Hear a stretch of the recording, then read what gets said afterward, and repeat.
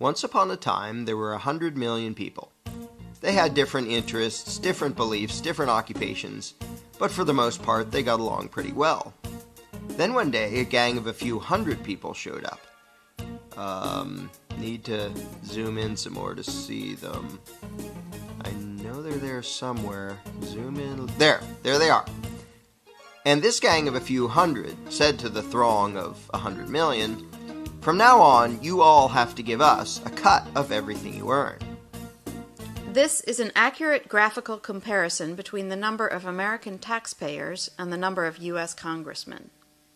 And the throng said, "Gosh, do we have to give you a cut of what we earn?" And the gang of a few hundred said, "Yes, you have to." And the throng said, "Well, okay, I guess we have to." And one little troublemaker asked, "What if we don't?" The gang of a few hundred didn't like this, and said, "If you do not comply, we shall unleash upon you our legions of enforcers." And the throng cried, "Oh no, please don't. We will comply, we will pay." This is an accurate graphical comparison between the number of American taxpayers and the total number of IRS employees. Time went by, and the gang of a few hundred said, "Now we want more of what you earn." And this kept happening over and over again, until eventually some of the throng were paying almost half of what they earned to the gang. Whenever the gang demanded more, the throng would say, "Golly, we're already having a tough time. Do we really need to give you even more?" And the gang always said, "Yes, you must, or we shall unleash our legion of enforcers." Now the gang of a few hundred was getting trillions of dollars every year, spending it on wars and pyramid schemes, giving away goodies to their friends, buying influence, and doing lots of other things. And some of the throng started saying, "We don't really like the war you're waging with the money we give you. Do we really have to be paying for that?" And the gang said, "Yes, we demand it. Don't make us send out our legion of enforcers." And some of the throng said, "You're taking our money and giving it to huge corporations and giant banks, and some people who just don't want to work. A lot of these things we don't like." And the gang said, "We don't care. We will decide how to spend it. You just do as you're told, or else." And the throng said, "Okay, I guess we have to." But eventually the throng got so fed up, so angry, that they took a drastic step. One day they said to the gang, "We don't like what you're doing. We want a new gang." And after pouring a huge amount of time and money into the effort, they replaced the gang with a new gang. Then the throng pleaded with the new gang, "Now, at long last, can we keep our own money, or at least keep more of it?" And the new gang said, "Sorry, but after much discussion, we've decided that you can't. You have to keep giving us what you've been giving, in fact, a little bit more than before." The throng was distraught and said, "This is dreadful. But after all, what choice do we have? I mean, they say we must comply, and they have that scary legion of enforcers. We're powerless against them. We'd better just do as we're told."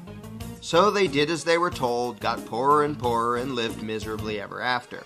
But after all, what else could they have done? What power could this throng possibly have compared to this gang of a few hundred and their enforcers? What chance would this thing have against this thing?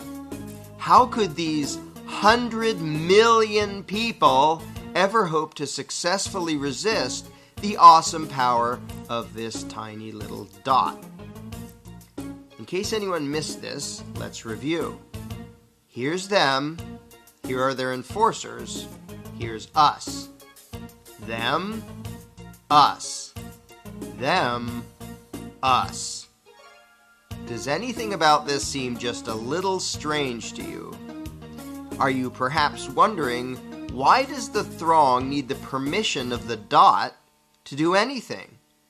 Why do these people feel the need to ask this tiny little dot if they can keep more of what they earn? Why would they spend year after year literally begging for lower taxes from this little dot? Is this dot just really darn intimidating? Is it very persuasive in its reasoning? To be blunt, why would this throng give a rodent's backside what this tiny little dot wanted? The fact that this tiny dot has the gall to issue such demands to such a throng is pretty startling in and of itself. But what is far more amazing is that the throng obeys this minuscule little parasitic gang of control freaks. What could possibly explain this? Let's ask the dot. This is how it works. When we, the dot, take your money and spend it on things you don't like, we're representing you. In fact, though you're not allowed to actually keep your own money, you're allowed to decide which little dot will steal half of what you earn. So that really means that you're in charge and that you're agreeing to give us your money. In fact, we, the dot, are serving you when we take your money and spend it on things you don't like. And so you should thank us and treat us with great respect and honor for having robbed you on your behalf for your own good in order to serve you by doing things you don't want us to do.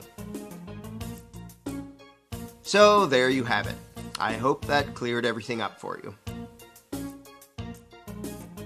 If you're not entirely satisfied with the dot's explanation of things, you really should read the book The Most Dangerous Superstition, available now at Amazon.com.